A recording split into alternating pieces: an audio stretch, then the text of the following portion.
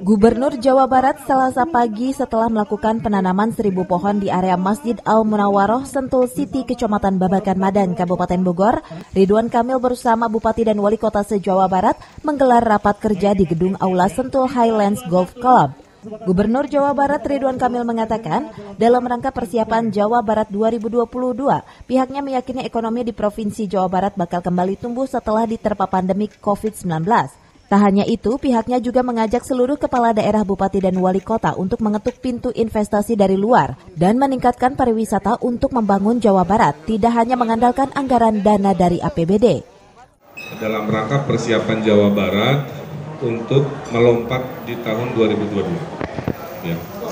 Jadi akan ada lompatan-lompatan inovasi dimulai dari kami dorong agar daerah-daerah ketok pintu untuk investasi-investasi di luar supaya tidak hanya mengandalkan APBD dalam membangun Jawa Barat.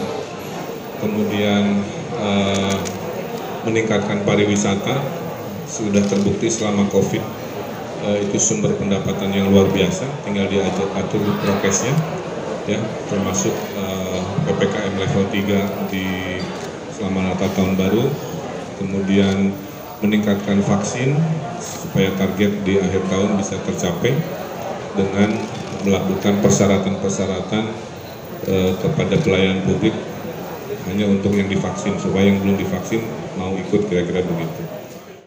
Ridwan Kamil menyebut prediksi Bank Indonesia khususnya di Provinsi Jawa Barat, indikator-indikator ekonominya akan membaik untuk memastikan pertumbuhan target ekonomi yang tercapai.